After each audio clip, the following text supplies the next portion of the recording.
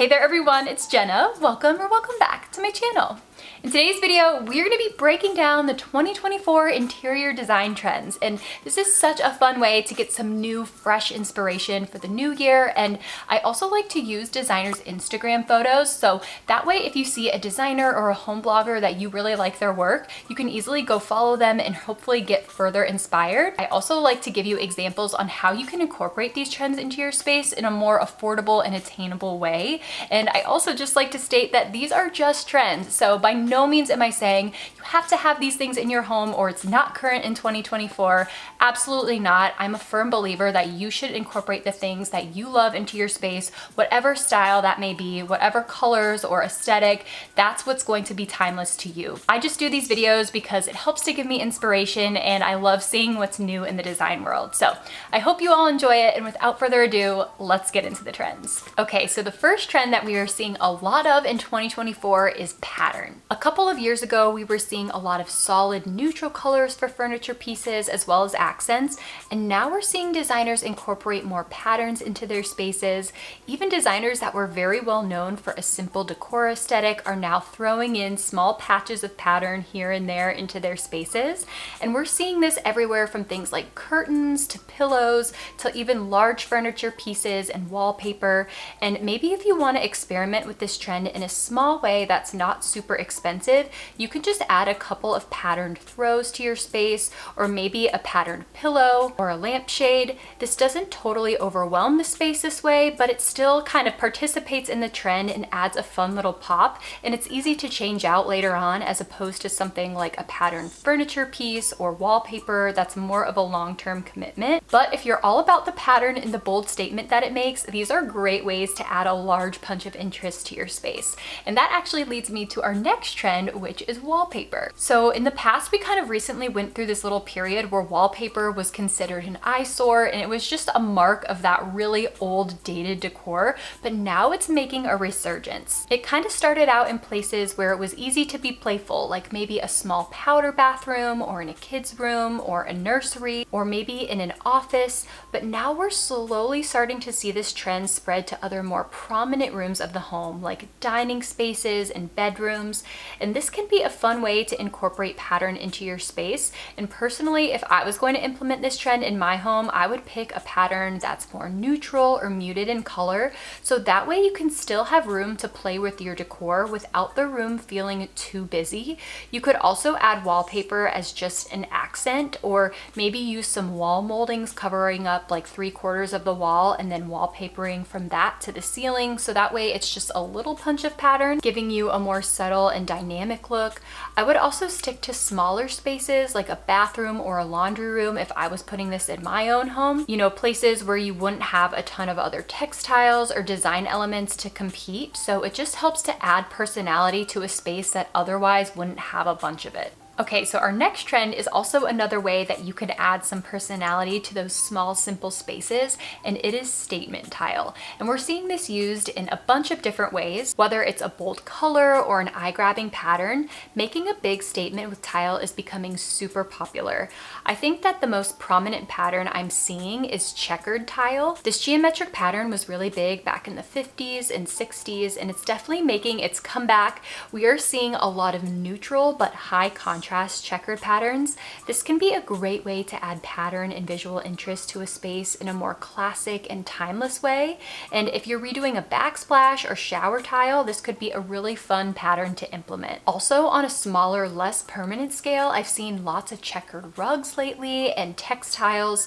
We have a beautiful checkered throw that I got for $25, and I just draped that over the back of our sofa for a cheap and easy way to incorporate this trend in my space. It helps to give my living room a punch of pattern without being overwhelming, and if I get tired of it, it's really easy to just swap out my throw. You could also paint checkered patterns on a wall for an affordable upgrade, maybe somewhere in like a bathroom.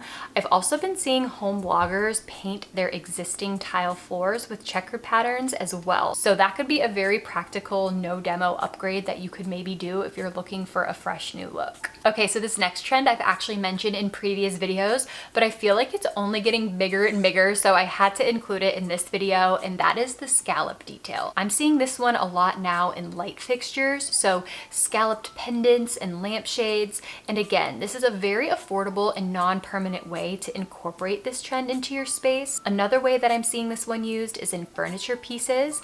That scallop detail helps to add another layer of visual interest, and it's just a really fun play on lines.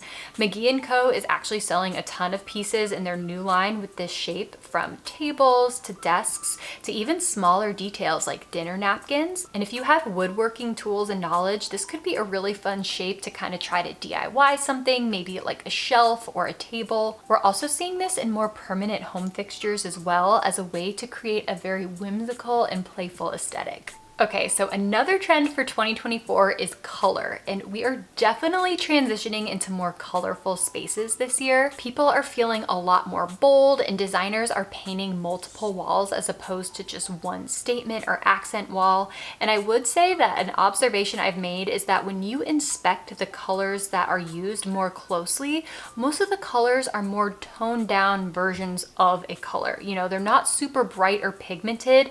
They have little undertones of brown or gray, making them a little bit more toned down, but the surface area that they're used on is usually pretty great. And the color that is by far the most popular this year is red. And when I say red, I'm more so mean that kind of brownish burgundy color. I'm personally dubbing this the color of the year. It is popping up everywhere, and it seems to be the new green in my opinion. You know, several years ago, green was really big, but this is the new statement color in my opinion. It can look very rich and warm, and I love the look of it when it's been paired with brass. It's just very elegant and gives off that elevated feel. Another budget-friendly and non-permanent way to incorporate this into your space without making a ton of permanent changes would just be to incorporate the color in a couple of accent pieces. You know, things like pillows, throws, or florals. I try to keep my larger decor pieces more on the neutral side, and then I can play around with patterns and trendy colors in my accents, and it's just an easy way to keep things feeling fresh without having to spend a ton of money constantly redecorating or swapping out furniture. So if you're looking to paint a room this year for a fun change or switch up your accent pieces, maybe consider this fun burgundy brown color that seems to be taking the design world by storm. And speaking of brown, let's talk about neutral design trends, because I think that neutral spaces are always going to be classic, but we still have those trends that kind of come and go within the neutral aesthetic. So one neutral trend that I'm seeing a lot of this year is darker wood tones. And a couple years ago, we had more of that bleached natural gray wood look. And now we're kind of transitioning into darker, richer wood tones, things that add a lot of warmth to a space. And I'm also seeing designers adding warmth to a space by almost drowning it in wood just to give it that cozy, warm effect. So lots of wood on the walls and lots of furniture that consists of wood. I'm even seeing designers mix light and dark wood tones in a space for a more dynamic look. Just the more wood that you add, it does really help to give it another level of warmth. So if you want your space to be really, really warm this year, you could consider maybe adding more wood furniture pieces or adding some wood paneling to a wall. So another neutral trend that I'm seeing right now is the use of brown, earthy undertones. So kind of in the same vein as wood, we're seeing lots of brown being incorporated into spaces. A couple years ago, we had more of that cool gray aesthetic, and now we're definitely transitioning into more warm browns. So things like throw pillows, rugs, furniture pieces. You know, I'm also seeing this in stonework, in vases, and wood accents.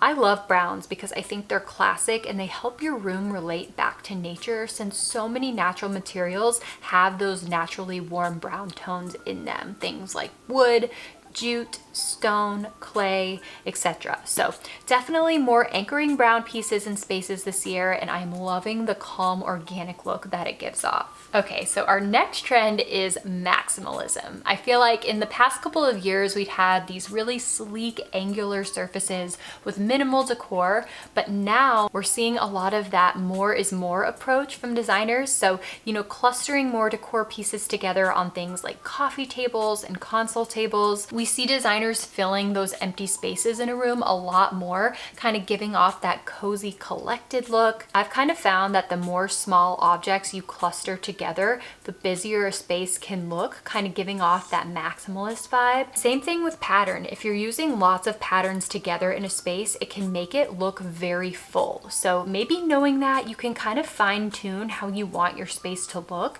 If it feels a little cold and empty, you could add some smaller decor pieces or maybe a patterned piece.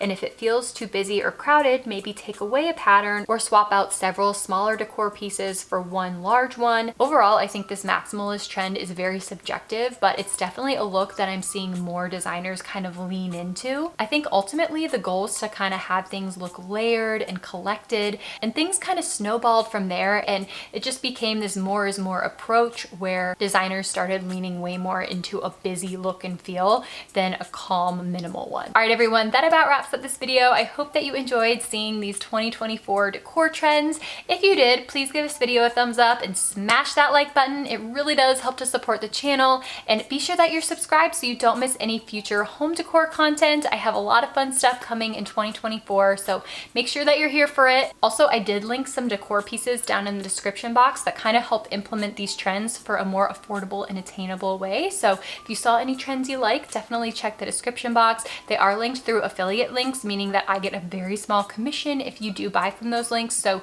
you do not have to buy through them. I just wanted to let you know that that's the deal. And if you do, thank you so much for your support. So I just hope that you all have a fabulous week. I want to thank you so much for watching this video, and I will see you all in my next one. Bye.